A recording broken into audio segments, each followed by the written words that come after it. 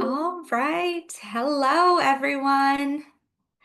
My name is Katie Powell, and I'm a well-being consultant here at Care First. I'm so excited that you have joined us for our Wellness Wednesday webinar. I hope you're enjoying this slightly warmer weather. I'm looking outside and it's a little gray, but hey, at least it's not freezing. Before we get started, I thought we could just take a second to take a couple deep breaths. So I know we've probably had a busy morning, we probably have a busy afternoon. So just wanted to take a second to just really ground ourselves. So what we're going to do is we're going to breathe in for 4, we're going to hold for 6, and we're going to breathe out for 6. Okay? So everyone take a big deep breath. Hold and breathe out. When you breathe in, pretend you're taking breath all the way from your toes, up your legs, your stomach, your chest. Hold it and slowly exhale all the way down. Let's do one more really good.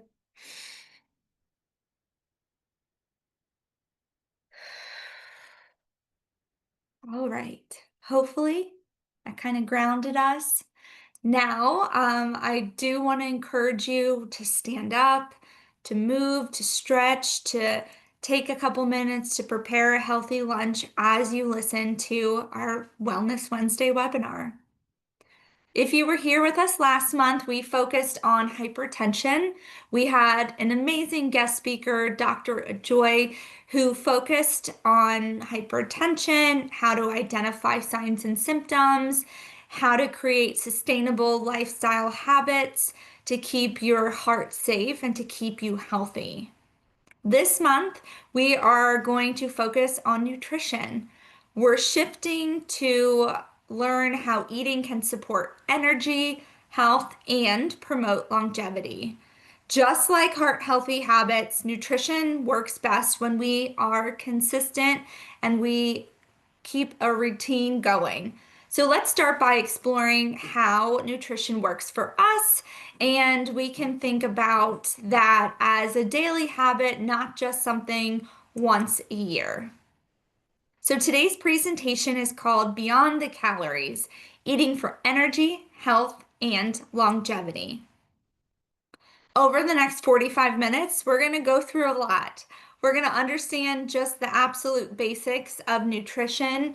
We'll talk about how we can fuel our body for energy and to keep up with us. We'll talk about different tips for nutrition for our health as well as when we age. And then we'll always end with Care First resources. Before we get started, though, we have a poll question. And the question is, what is your biggest nutrition challenge right now? Is it time?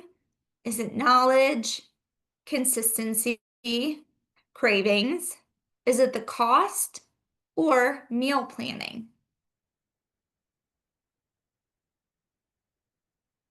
And I'll give you guys a second. And I really do want to encourage you to participate in polls, but also talk in the chat.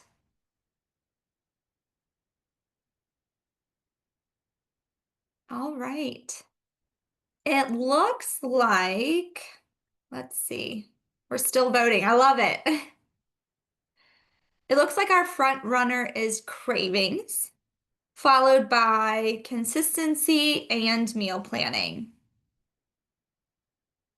Awesome. Well, luckily for us, we are going to talk about all of these. So let's start by just understanding the basics. Next slide. I'm sure everyone knows that food plays a huge role in our daily energy levels. Not just how much energy we have, but how steady that energy feels throughout the day.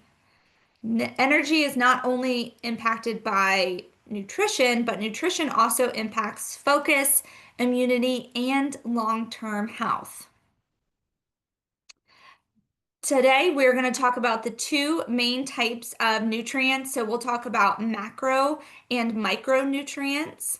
If you haven't heard about those, we're definitely going to go into them. But I love this quote, and I always try to have people think about food as medicine for their body. So, when you're sick, you don't feel well, you want to take medicine so that you feel better. It's the same kind of concept for food. We have the ability to consistently make ourselves feel better if we're giving our bodies the right type of medicine. And that really is food. So, an example I always give is you eat a burger and fries and a soda. How do you feel after that? And you can put it in the chat. You've had this big meal, you went out to eat, you got the big deluxe burger and the large fry. You feel tired, you feel gross, you feel horrible, sluggish, sick, bloated. Exactly. Now, that is your body's way of saying, that's not the right medicine for me. Let's do the opposite. Say you grilled a piece of chicken and you had a big helping of steamed veggies and some fresh fruit. How do you feel after that? And go ahead and put that in the chat. You feel amazing, proud, light, good, energized, focused, energized, refreshed, light. I love these different words. That's your body's way of saying, that's the right medicine. That's what I needed. That's the right fuel for me to tackle the day. And think about it like this. Instead of thinking, what do I feel like eating? Try saying, what will help my body feel its best? Next slide.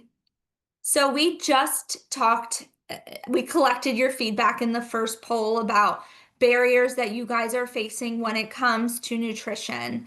And this diagram shows what Americans are reporting. First of all, a majority of us, more than 75% of us, would like to eat healthier. I think that says a lot. Here, the barriers are things like the cost of healthy food, stress eating, which kind of goes along with cravings, not having enough time, not knowing, exactly what you should be eating, and more. So, I do want to go over these statistics real quick before I kind of jump into those. And what we're seeing is that more than half of the calories that we are consuming are ultra processed foods. Now, I'm sure many of us have heard about processed foods. Processed foods are foods that have been altered from their original state. So, washing, cutting, heating, canning, freezing. These are processed foods. Examples are things like frozen veggies and canned beans. Ultra processed foods are foods that have undergone a significant industrial processing and typically contain five or more ingredients which are not found in a household. So think about that. These are foods that have been taken and really just changed, altered, chemically enhanced. These are foods like chips, cereals, sodas, your cakes, your cookies, your candies. These are what we consider ultra processed foods. They have little to no nutrients at all. We are seeing that close to 70% of Americans are considered overweight and obese, and that more than half of Americans are saying that they have an unhealthy relationship when it comes to food. All of these are very relevant. I don't have time to go into all of these different types of barriers, but one that we thought would be important to address is the cost of healthy food. So I think that kind of pertains to knowledge. You can go to McDonald's and get, things off of the dollar menu, or maybe you spend $10 on breakfast sandwiches for your family. You may think that that's a good purchase, but you can also think of it differently. What can I feed my family for $10? You could easily go to the grocery store and you can get oatmeal, bananas or fresh berries, almond milk, all for under $10. And not only is it nutritious and full of fiber and vitamins and minerals, it will also last you more than one meal. So you're actually saving money and eating healthier. A lot of healthy eating and nutrition is really mental. It's how we think about different things. I will say, healthy eating definitely can be more affordable than people think. But the real question becomes, why does it matter? And one of the biggest reasons that it matters is because nutrition plays a major role in conditions like metabolic syndrome. I'm not sure if you're familiar with this. You can go ahead and put it in the chat if you are, but a metabolic syndrome isn't a single disease. It actually is a cluster of health conditions that tend to happen together and raise the risk of things like heart disease, stroke, and type 2 diabetes. I think the easiest way to really understand metabolic syndrome is it's your body's way of saying that your metabolism is under stress. It's when there's several risk factors that are showing up at the same time, usually due to how the body handles and processes sugar, fat, and inflation. I'm going to use an analogy about a car and our bodies in a little bit when it comes to nutrition and fueling up. But I like to think of metabolic syndrome as basically the body's warning light is turning on. Just like in your car, a warning light would turn on when things are starting to go wrong. It's the same thing when it comes to a metabolic syndrome. But there's good news. And the good news is that with a metabolic syndrome, it's usually highly responsive to lifestyle, meaning nutrition. So small changes that can improve blood sugar, reduce belly fat, lower blood pressure, and boost your good cholesterol. So there's an upside to it. All right. We know that food is medicine and fuel for the body. So now we need to know, how do we achieve that? Let's look at how we can fuel our body by eating for energy. So have you guys heard of My Plate in the chat? Yes or no? My Plate, a lot of us are yes, yes, no, no. My Plate has replaced the My Pyramid or the food pyramid, and it was replaced in 2011. What it is it's a simpler plate-based icon that is now the recommended eating approach for most Americans. I'm really glad we included My Plate because I see a lot of us are like, no, haven't. My Plate really is quite simple. The very first thing is you're taking a 9-inch plate. So if you were to go into your cabinets and measure your plates, chances are they're 11, 12 inches or more. My dinner plates are 14 inches. My salad plates are 10 inches. So the very first thing is getting an appropriate size plate.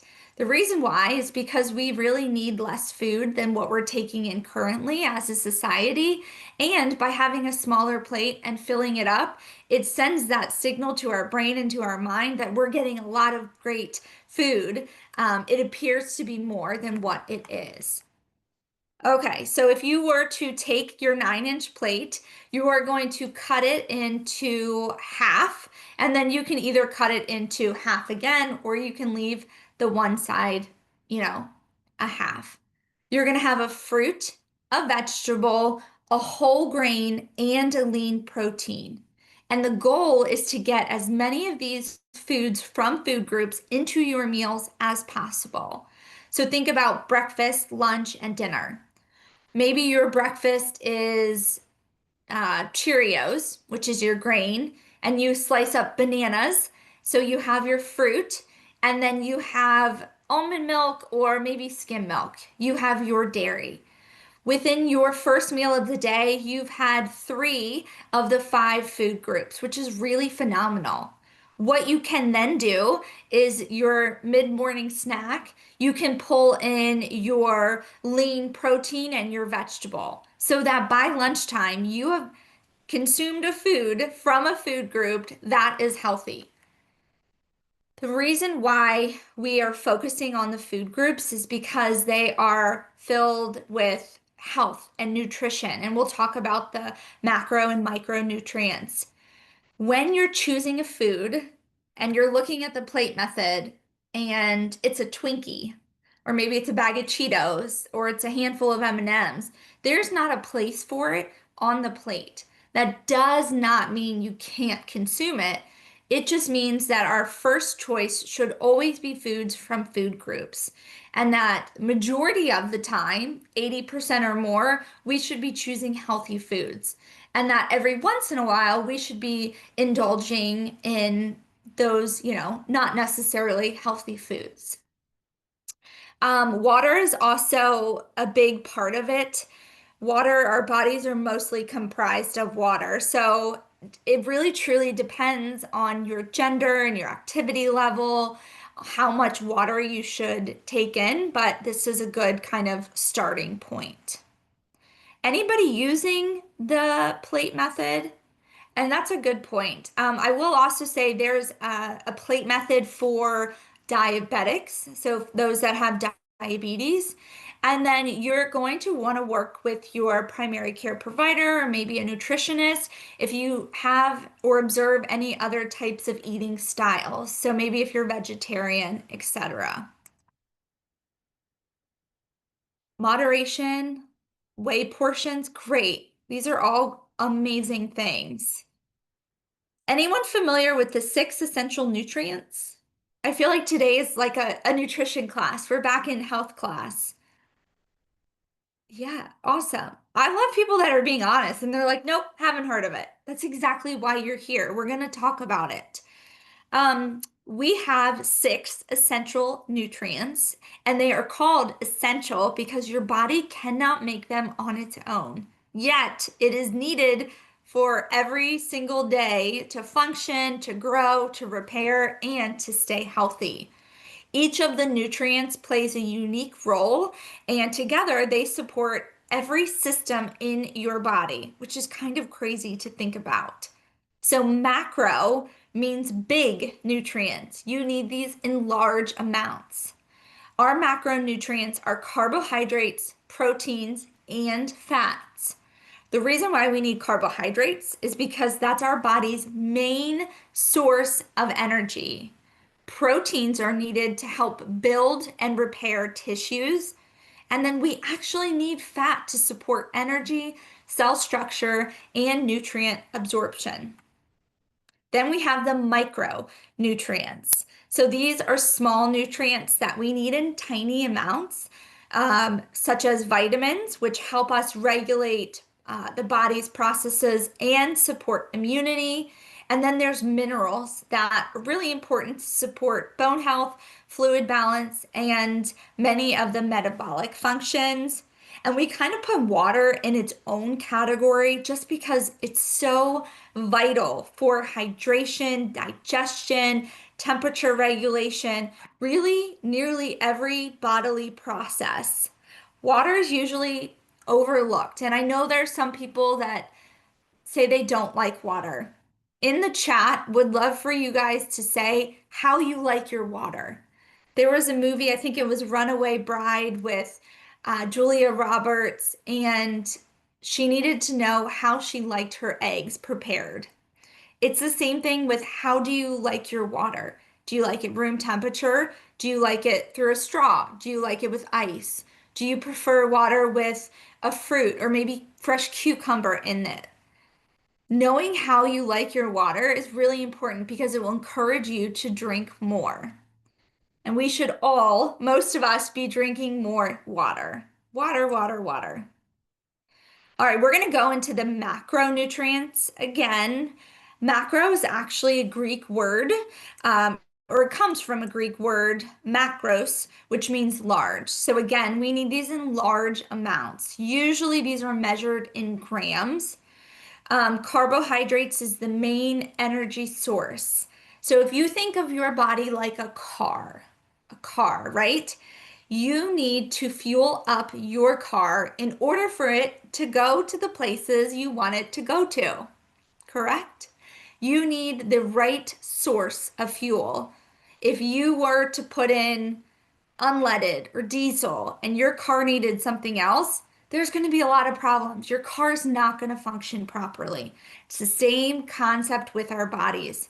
If you're feeling tired or you're always kind of have a stomach ache or maybe you don't feel really good after eating, that's not the right fuel for your body.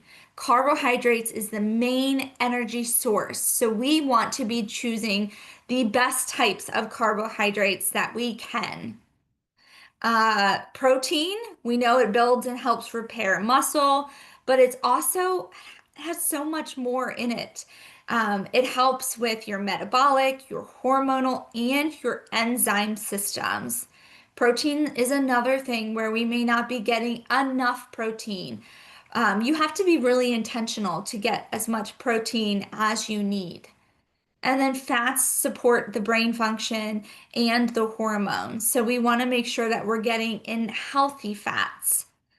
Um, a lot of these may, especially carbs, I feel like they kind of get a bad rap.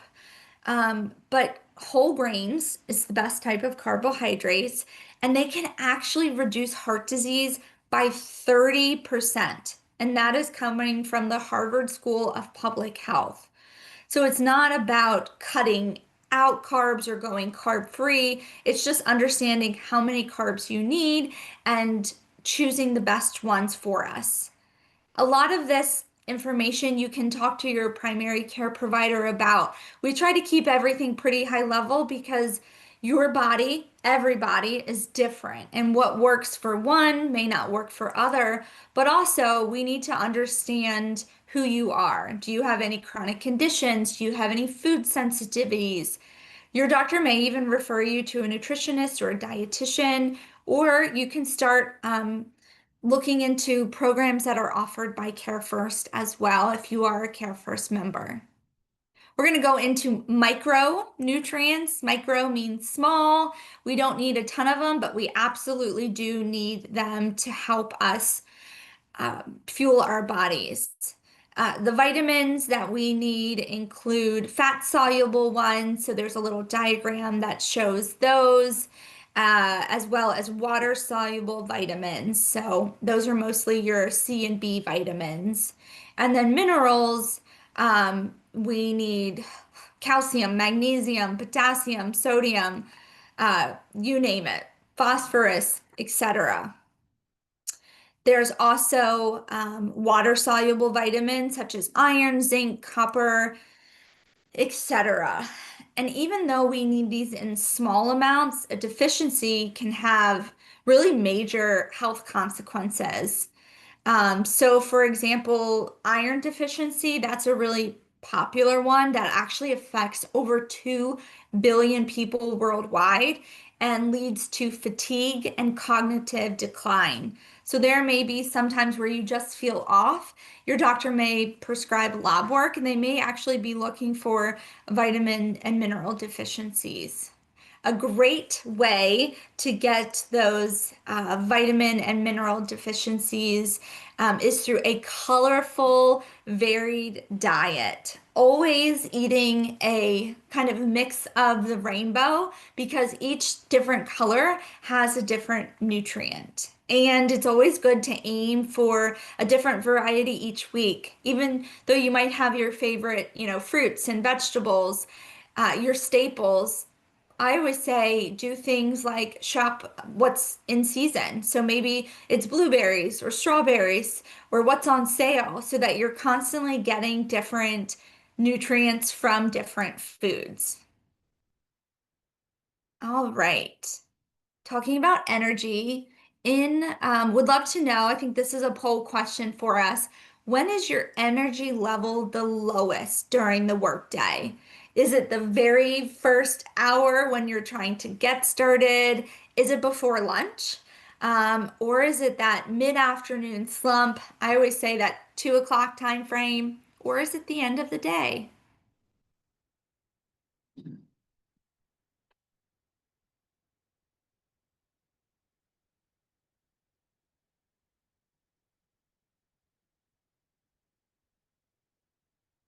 All right. I think this is an overwhelming one of the mid-afternoon. I always say that what you eat can either drain you or sustain you, and that choice is really up to you. So our next slide talks about energy boosting versus energy draining foods. Energy boosting, meaning the right fuel, the good medicine, what we need to go the distance. Whole grains are one. They help provide energy release because they stabilize blood sugar versus spike it like sugary snacks will. Lean proteins keep you feeling fuller longer and it helps prevent energy dips. Healthy fats support the brain function and hormones.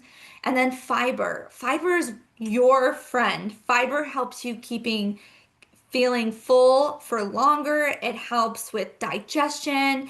It helps with your bowels, keeping energy levels stable, etc. Small changes can really make a big difference. So we know the foods that give us energy. We also want to be aware of the foods that don't give us energy because they are going to suck the energy from us, especially sugary snacks. What they do is um, they cause your blood sugar to spike, but then it crashes, and that's what we don't want to happen. A lot of people around that like 1, 2 o'clock, 3 o'clock, they start to reach for sugary things like Coke or chocolate because they know it will give them a little bit of a pick me up, but it's not a sustainable pick me up. It's like putting a little bit of gas in your car, but that's not really, the point, right? We want to fuel the car so that we can go a long way versus having to stop and continuously put in more and more fuel, especially if it's not the right one. Caffeine is the same thing. Caffeine can be helpful in the mornings to get you up and going, but it can be disruptive, especially when it comes to your sleep. So if you reach for caffeine late in the evening, it really can affect you being able to fall asleep, stay asleep, and waking up refreshed. And then fried foods, fast foods, you guys already said this. It makes you feel heavy and sluggish and just not our best. So just want to remind you that what you pick is going to be a direct result mostly of how you feel. And also remembering that hydration is a really important part of your energy level. So making sure that you're drinking lots of water throughout the day. It will help your blood flow, your oxygen delivery, your metabolic processes, etc. Even a mild amount of dehydration can drain you and cause fatigue and reduce mental clarity. We're going to talk about the hunger fullness scale in a minute as well, but drinking water when you think you're hungry is really good because chances are it's not necessarily hunger, it's thirst. So keep that in mind. But as we are talking about sugar and sodas, want to kind of level set when it comes to sugar. We consume too much sugar as Americans, and it's not necessarily our fault. Sugar is added to so many things, things we wouldn't even think of. Like, I never knew how much sugar was in ketchup or cereals, added sugar. Added sugar, though, can put us at risk for different health ailments, as you can see. There's a federal recommendation to consume less than 10% of our total calories from added sugar. On average, a day, men can consume about 9 teaspoons of added sugar, and women, it's about 6 teaspoons of added sugar. As you can see, sugar affects everything. In this little diagram here, you can see that sugar affects your brain, your teeth, your heart, etc. It can also affect things like your pancreas, your kidneys, your skin, so many different things. Sugar overall triggers large insulin releases, which over time can contribute to insulin resistance, which kind of dabbles in the pre-diabetic and the diabetic arena. It can lead to overeating and weight gain because it doesn't provide any fullness to the brain or any nutrients. It also activates the brain's reward pathways to release dopamine and to increase cravings. So it's not great for us. We just want to be mindful of added sugars. And we have an example for you next. And this is about added sugar. So I should clarify, there are natural sugars that are found in your fruits and your vegetables and your whole grains. We're talking about sugars that are added to the food product to increase it. And that's always for taste and shelf life and things like that. This is just a breakdown. So 24% from sugary drinks, such as soft drinks, is what Americans consume. 11% of that is coffee and tea that is either sweetened, before you purchase it or what you add later. And then food, there's 19% we get from desserts and sweet snacks, and we get the rest from candies and sugars and breakfast cereals and bars. In one can of Coca-Cola, there is 10 teaspoons of sugar in a 12-ounce can. If you remember on the slide before, we said the max for men is 9 and for women it's 6. So one soda, one Coca-Cola can put you over the threshold of what we are to consume at the highest level in just a serving. Crazy. Another crazy statistic is that 3 in 5 Americans ages 2 and older exceed the recommendation to consume less than 10% of their total daily calories from added sugars, which is really crazy. Added sugars mean more weight, obesity, type 2 diabetes, high blood pressure, tooth decay, you name it. And sometimes, because sugar has become such a big thing, and because the food labels now, manufacturers have to put how much of added sugar is in there, manufacturers are getting a little bit sneaky in the type of sugar that they're adding to your product. So in the ingredient list, you want to look for things like honey, maple syrup, coconut sugar, high fructose corn syrup, etc., because these are different names of sugars. All right. Hunger fullness scale. Has anybody heard of the hunger fullness scale? Yes or no? A lot of us haven't. Okay, good. So the hunger fullness scale is a tool that allows us to tune into our body and to rate our level of hunger and our level of fullness on a scale from 1 to 10.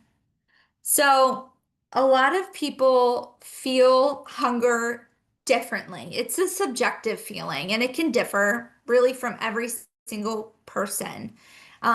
It's Most people think that hunger is only felt in the stomach when that's actually not true. While a growling stomach is definitely a sign of hunger, it's not the only one. So on this hunger fullness scale, you can see it's rated up to 10, and you are painfully hungry at a 0, and you are painfully full at a 10. The goal with this is to eat when you are starting to reach a 3 or a 4. Okay? A 3 or a 4 means you're hungry, you're starting to feel the signs of being hungry. You have to know your body to know this. And then you want to stop eating when you get to about a 6 or a 7. If you have kids, 6, 7.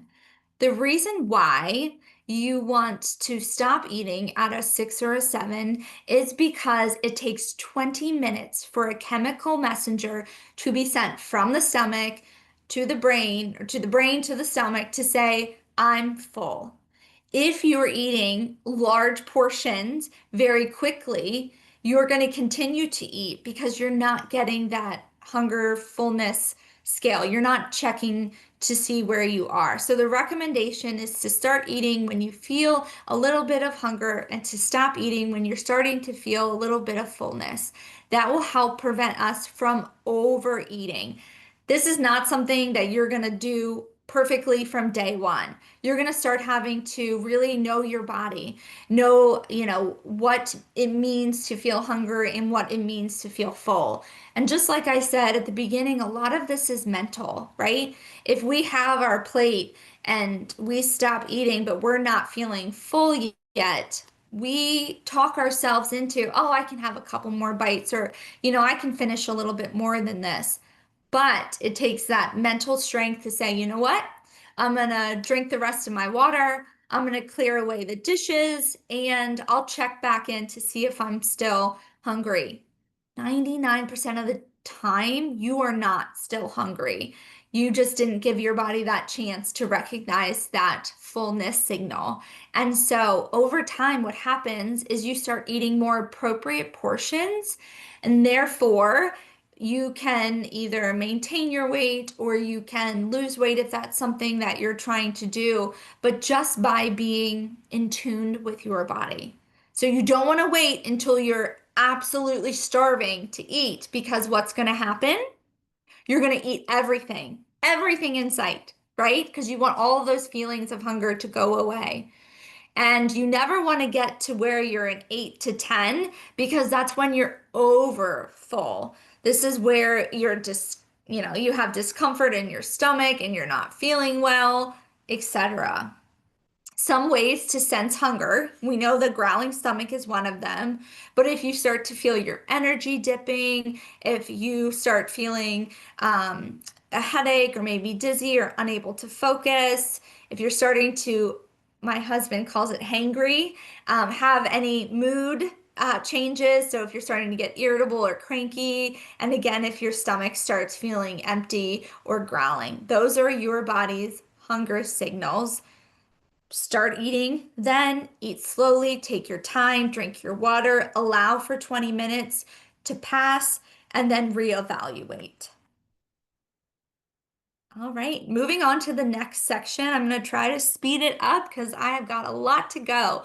So, nutrition tips for better health.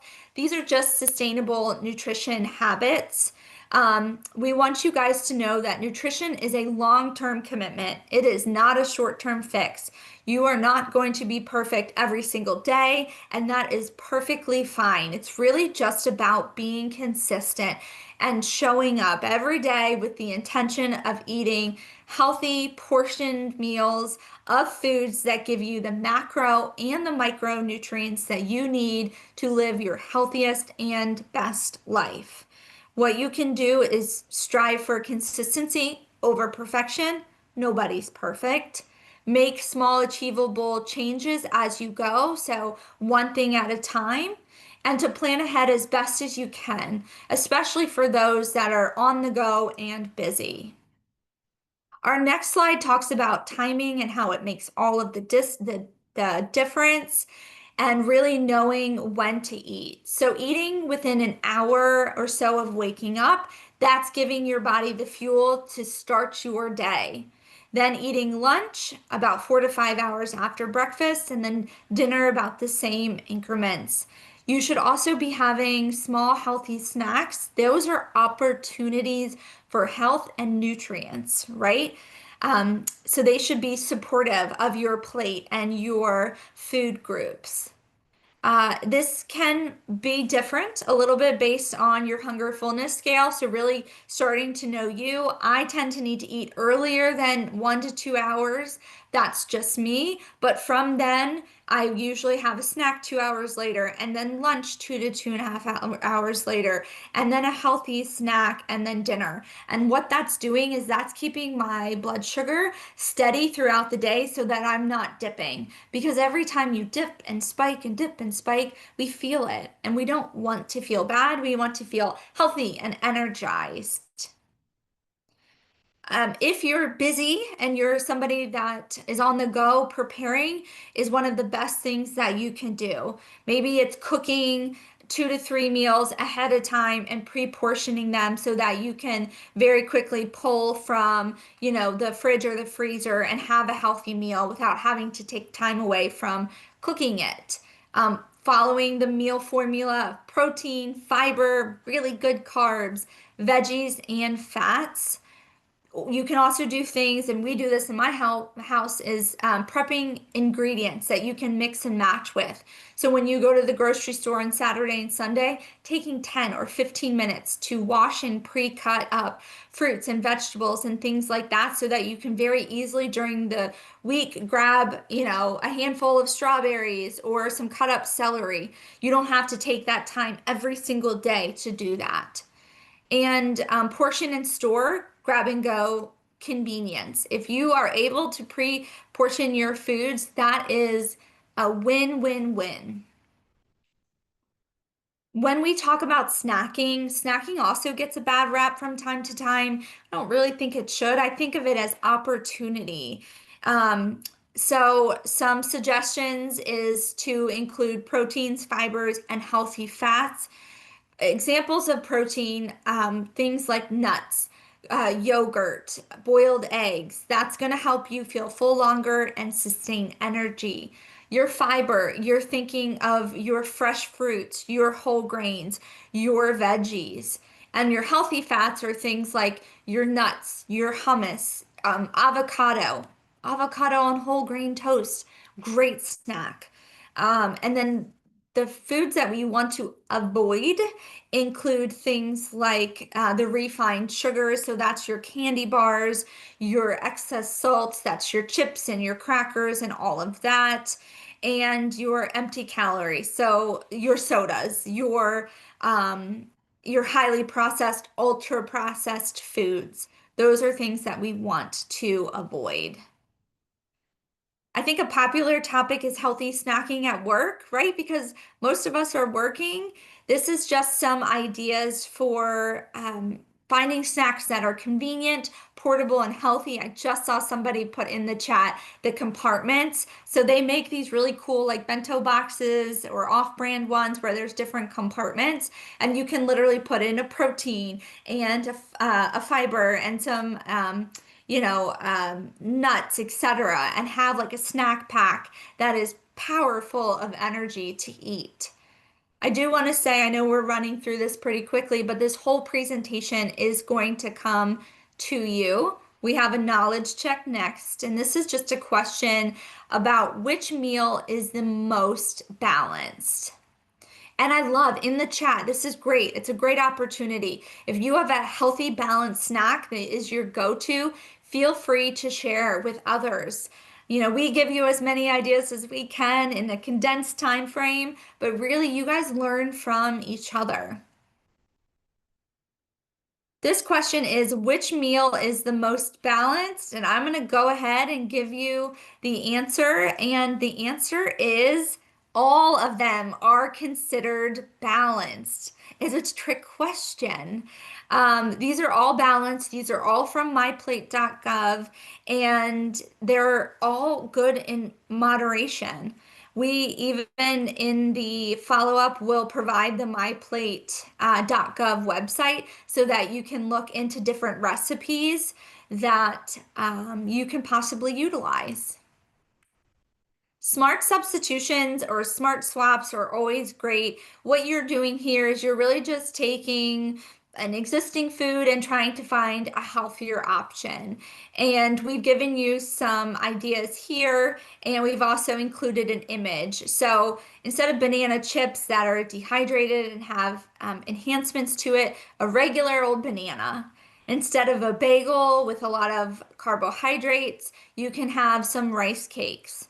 Instead of a naked juice, you can have a kombucha that has a lot more of nutrients, vitamins, and minerals, and less sugar. This is an example I really wanted to get to because I really think healthy eating is choices that we make. It's showing up every single day and deciding, are we going to fuel our body and give ourselves health and nutrients, or fill in the blank. So this is just an example of you can go to Chipotle and you can pick a burrito. This example on the left is a tortilla with rice, beans, fajitas, chicken, guac, salsa, queso, sour cream, and cheese. This is really a big burrito. That is 2,000 plus calories. That has almost 30% fat in it and a lot of carbohydrates. You can also go to Chipotle though and do smart substitutions and get a healthy protein packed meal, but making different choices. So, right off the bat, we're just removing the tortilla, which is 300 calories, which, if you think about doing a workout, a really good 30-minute workout is 30 minutes. Do you really want to wash that away with just the burrito? We can substitute that for a bowl. We can still have rice and beans and veggies. We can have different toppings, but we're going to have 520 calories, all the veggies. We're going to have double the protein and the same amount of carbs, but less fat. So it's not about limiting your favorite food, it's just about modifying it and making choices, finding healthier alternatives that can make your food experience just as tasty and just as good. You guys can do this, by the way, at any restaurant. You can look ahead of time. You can go to the Chipotle nutritional calculator, or maybe Chili's or Denny's or Chick-fil-A, and you can play around with the meals that you normally get and compare them to some healthier options to see if you have the ability to make some smart substitutions. Our last section is about nutrition for longevity and healthy aging. And what we're saying really here is that nutrition plays a role from the time that you're born through the entire aging process. So we want to make sure that we are eating healthy throughout our entire life because it's going to support growth, immunity, prevent chronic conditions, help us maintain healthy weight, which prevents chronic condition. It will help protect brain health as well as preserve muscles and strength and reduce inflammation. Health conversations around older adults tend to really focus on things like memory loss and safety and managing chronic condition, but something that's really overlooked a lot of the time is nutrition. Nutrition is more important than ever as we age. So, our meals carry the power to strengthen bones, sharpen memory, energize the body, and protect against chronic condition. So it's really important to eat healthy from the time we're born, but even more so to support us through the aging process. I think we know now the benefits of healthy eating. We've been talking about them. We've had the car analogy. We've talked about the hunger fullness scale. We know about, energy levels and food choices and the plate method. Short term, you're going to have more energy. You're going to feel better, which we all said at the beginning. We're going to have better focus, better sleep, and even things like clear skin. But in the long run, like, why am I eating healthy today? Why am I showing up for myself in this moment? We are doing that for heart health, for weight management, for stronger immune systems and bones and joints, and overall mental well being. Healthy eating is truly the biggest gift we can give ourselves because the most invaluable asset that we all have is our health and well-being. Truly. That is the only thing that money cannot buy is your health. So the foundation of the foundation of healthy life and nutrition is the foods that we choose to eat because it's either going to help us or in the long run hurt us. These are just healthy metrics as you age. If you're going to the doctor, you are getting these checked regularly. Your BMI, which is not the most favorable measurement because it just takes into account height and weight, not gender, activity level, or body build, but it is what we have. Blood pressure is another measurement that we like to measure as we are aging, because over time our arteries can stiffen. That can hurt our blood pressure, our top number, which is our systolic, and diastolic pressure can also rise over time, and then level off and decline, which can help or hurt, excuse me. And then there's the cholesterol levels as well. So we want our bad cholesterol levels to be low and our good cholesterol levels to be high. And then as far as maintaining bone density, um, it's crucial to do as you age. This is something that you can do through your nutrition. So you can prioritize these different types of calcium-rich foods, different vitamins and minerals to help us prevent bone loss. And last but not least, doing the work now is going to help you in the future. And I really love this concept of nutrition isn't a race. It's a mindful, steady relationship that we have with food that grows with consistency, patience, and daily effort. And just like everything we do, we're not always going to be perfect, right? We're just got to keep trying to do better. The reason is because it's going to improve our quality of life, how we feel after eating that grilled chicken, steamed vegetables, and fruit versus that burger and french fries. It's going to help us with our energy levels, which will help us in every aspect of our lives. And it's going to help us prevent chronic diseases. Majority of chronic diseases, just like the metabolic syndromes that we talked about, have to do with healthy eating. That is one of the very first things that your doctor or anyone will say to you, is that the first line of defense is to change the foods that we're eating, because that can help us impact things like, your blood pressure, your cholesterol, etc. This was a jammed packed one. Sorry to have gone over a little bit. Hopefully the information is helpful to you. Thank you guys so much for sharing with each other. Just want to remind you that we are moving forward with our healthy habits, from nutrition this month to stress management next month to mental health in May. And as always, Care First is here to care for you. Our job is to provide as many tools and resources as we can to wrap our arms around you and support you in your well-being. We have the Care First Wellbeing platform. We also have the core programs. If you have Care First insurance or coverage, weight management, we offer two programs, Noom and Eat Right Now, as weight management and diabetes prevention solutions. We also have health coaching that is available to help you with your healthy eating. And last but not least, we have additional Care First resources. So you can check out the preventative care checklist that we have. You can view our health library as well as our care management programs. And I'm sure there's lots of questions. We will look at the questions, and in the follow-up, we'll try to address some of those questions. You will get a recording of this as well as the presentation and any additional information we can pack in there for you. But I want just to wish you health and happiness through this next month. Remember, healthy eating is a journey, not a race, one change at a time, and do it for yourself and for your health. Thank you so much